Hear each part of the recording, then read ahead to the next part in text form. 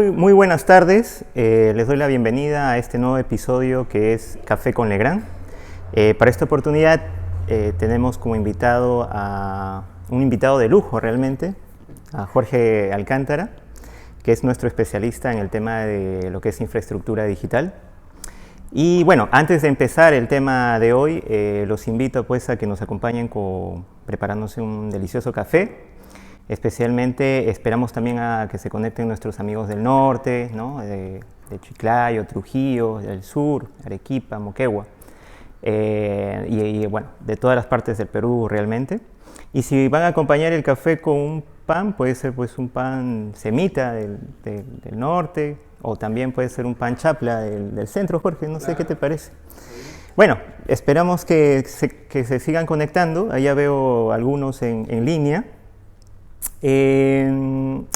Bueno, Jorge, yo creo que en este tema de lo que es la infraestructura digital, siempre los estándares son como una guía, pero cada diseñador, cada especialista tiene una interpretación a veces, ¿no? Y esto como que puede generar errores, ¿no? Sí, hay interpretaciones, pero también hay, digamos, cosas que se han venido tomando desde hace tiempo que ya han quedado en desuso, pero se siguen tomando como que fuesen vigentes. Y eso lleva a algunos errores que hemos detectado nosotros en nuestro quehacer diario, ¿no? Y justamente esa era la idea de conversar un poco sobre esos temas. Mencionábamos cuatro errores. El primero es sobre el tema de los cables, ¿no? Se escucha mucho hablar de este tema, especialmente los cables de libre de halógenos. Pero hay versión, de acuerdo a los métodos de prueba o métodos de ensayo, hay algunos que son guión 1, guión 3, también se habla del guión 3, guión 22, ¿no? De acuerdo a este tema de los estándares. Sí. ¿Qué piensas tú sobre eso? Lo que pasa es que todo esto nace del Código Nacional de Electricidad, que pide que en lugares de pública concurrencia los cables eléctricos sean no propagadores de incendio, libres de halógeno y libres de gases corrosivos, libres de humo. Eso es lo que dice el Código Nacional de Electricidad. Existe una norma IEC, la 60332, -3, que es la norma que prueba justamente los cables, la flamabilidad de los cables no propagadores de incendio. Está la norma IEC 60332-1, que es la norma que prueba la flamabilidad de los cables no propagadores de llama, ¿no es cierto? Pero el asunto es que en la norma IEC 60332-3 hay 4 normas en realidad de prueba. No es solo una, sino son 4 normas de prueba.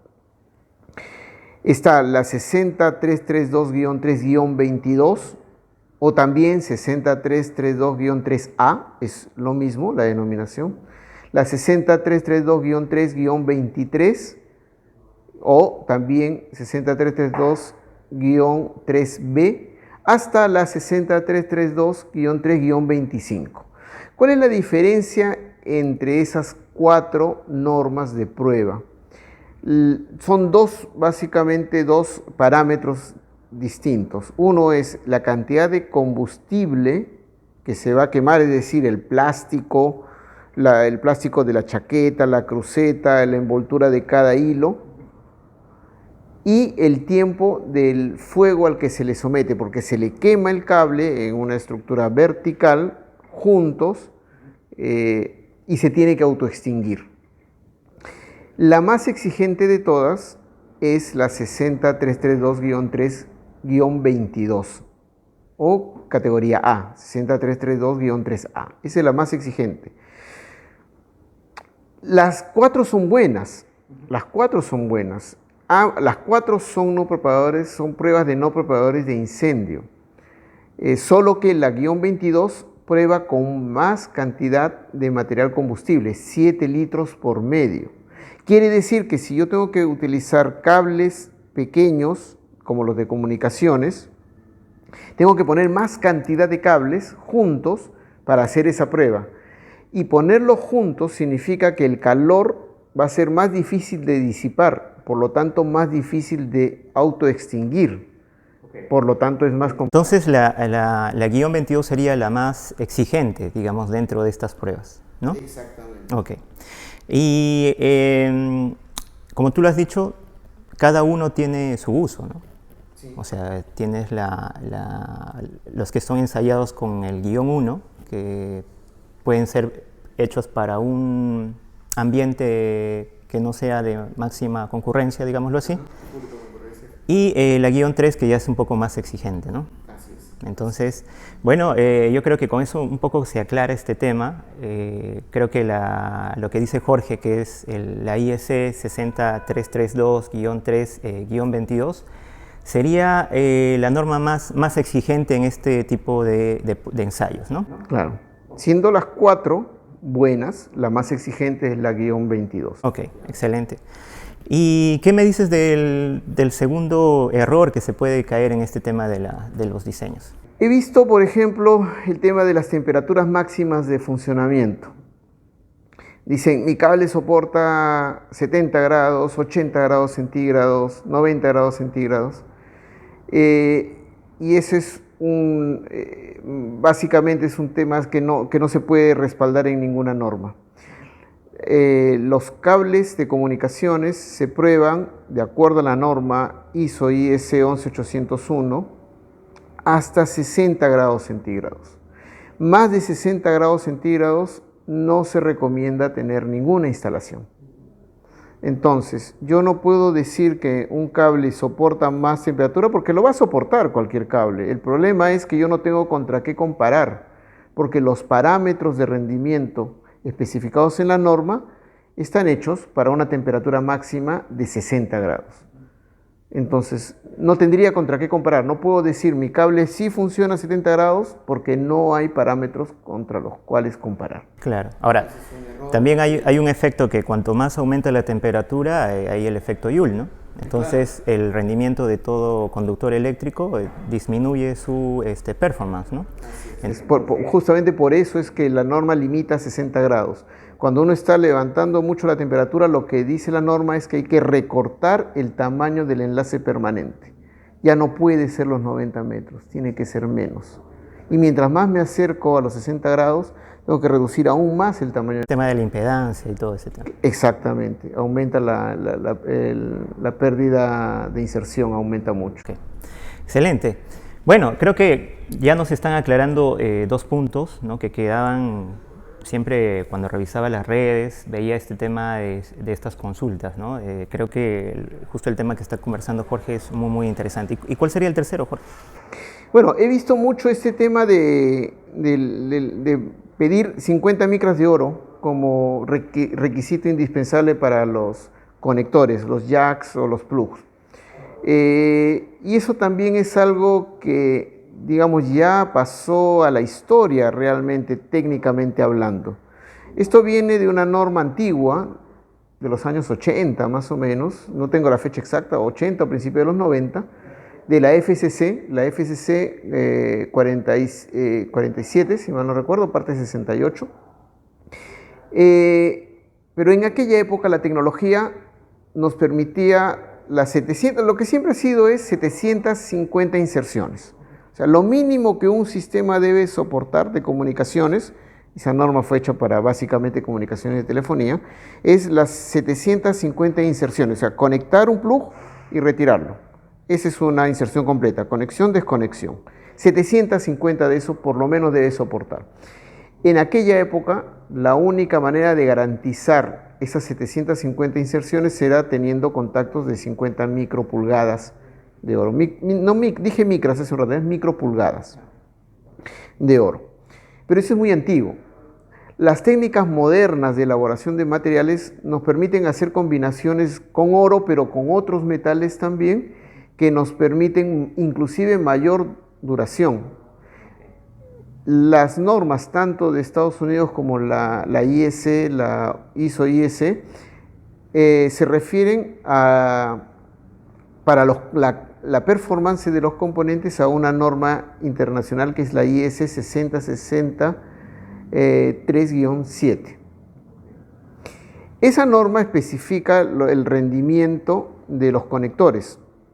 No indica que tenga que tener una cantidad de micras, sino lo que indica es, por ejemplo, que debe tener 20 miliohmios de resistencia de contacto como máximo. Entonces, clasifica en dos niveles. Los conectores que cumplen con 750 inserciones, es decir, después de 750 inserciones, mido la impedancia y si mantengo los 20 miliohmios, ese conector pasa ese nivel, el nivel 1. Pero hay un segundo nivel, el de 2500 inserciones. Si yo paso 2500 inserciones y luego de eso mido menos de 20 miliohmios de resistencia de contacto, ese conector pasa el nivel 2 superior. Entonces, no es necesario, eran técnicas antiguas, las 50 micropulgadas de oro, y ahora hay técnicas distintas para lograr que después de 2500 inserciones mantengamos la resistencia de contacto menor que 20 miliohmios. Excelente.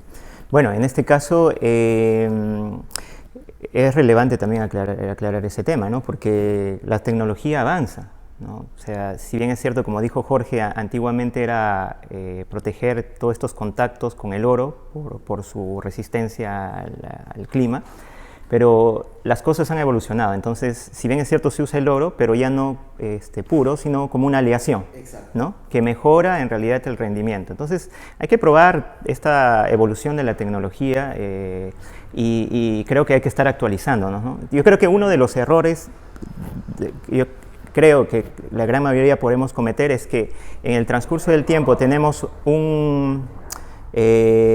una especificación técnica, digámoslo así, dentro del esquema que ya teníamos y lo vamos usando año tras año, ¿no? Y yo creo que este tema se tiene que actualizar de acuerdo a este avance.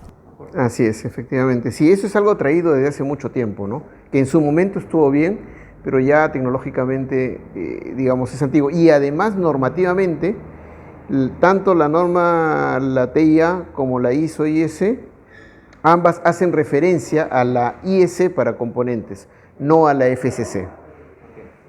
Entonces, esa es la diferencia también. Muy bien. ¿Y cuál es el cuarto, Jorge? El cuarto tema que quería mencionar es el tema de los colores de los conectores, de los jacks sobre todo. He visto muchas veces que dicen, tienen que tener colores, uno para voz, otros para datos, para los jacks de los faceplates, como algo mandatorio por la TIA 606, por ejemplo. En realidad es una mala interpretación de lo que dice la 606. La 606, la TIA 606, lo que en realidad dice en la parte de codificación de colores, habla de los campos de terminación, que ellos sí recomienda diferenciarlos por colores. ¿Qué significa eso? No es el jack del faceplate, sino es el patch panel el que yo lo debo identificar porque es el campo de determinación y es más, pone un gráfico explicativo ahí que justamente muestra qué es el patch panel el que se debe identificar. Por ejemplo, lo que llama la TIA el subsistema de cableado 1, o que normalmente conocemos como el cableado horizontal, el que va desde el patch panel hacia el faceplate. El campo de terminación, es decir, el patch panel, se debe identificar con color azul. Entonces, claro, cuando uno llega al gabinete, directamente ve que el patch panel está identificado de color azul, entonces sabe que esos puntos están yendo por el cableado horizontal hacia un faceplate. Eso es lo que hay que... Ahora, ¿cómo identificamos? Ese es otro tema. Algunas marcas sí ponen jacks de color azul, por ejemplo, para identificar que esos jacks están conectados en el cableado horizontal. Nosotros, por ejemplo, tenemos el etiquetado suficientemente grande que sea azul para indicar que todos esos jacks están conectándose con el cableado horizontal. La norma no dice que tiene que ser el jack de color azul, tiene que el campo de terminación identificarse. Entonces se puede utilizar etiquetas, se puede utilizar el jack en sí de color. Y por ejemplo, ¿no? el subsistema de cableado 2, que es el intermedio, que sea gris, recomienda, o el subsistema de cableado 3, que es el principal, que sea blanco, por ejemplo. No dice nada respecto a los colores de los jacks en los faceplates. Sí hay una recomendación de identificar por colores los jacks y los patchcords, por funciones, pero no indica ningún color, no es mandatorio, es recomendable.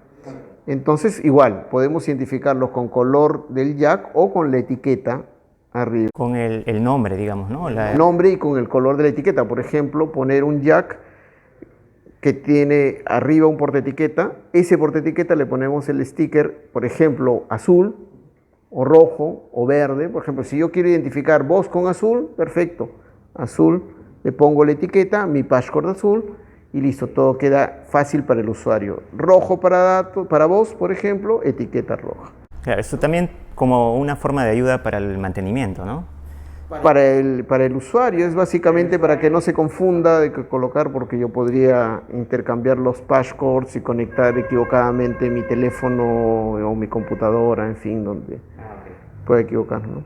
O, por ejemplo, identificarlo en color verde, por ejemplo, los puntos que son PoE, por ejemplo. Claro. Ahora, exacto, como dice Jorge, el tema del PoE cada vez ya se está volviendo tendencia por el IoT, ¿no? Claro. Entonces, sí puede ser relevante. Qué interesante, Jorge. En realidad, creo que la conversación hemos llegado a los 4 errores frecuentes que se cometen en este tema de diseños. Los podemos repasar. Es un tema, el primero es sobre la norma, la prueba de los cables no propagadores de incendio, la prueba de flamabilidad.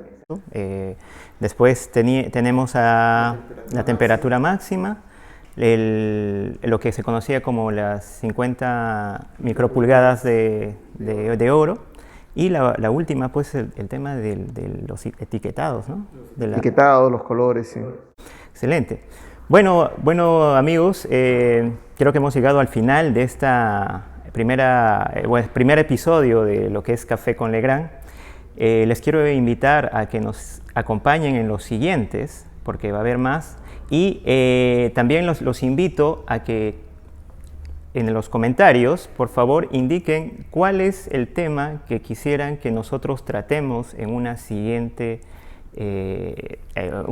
café con nosotros. Muy bien. Bueno, que tengan una bonita tarde, cuídense y nos vemos. Gracias, Jorge. Gracias. Hasta luego.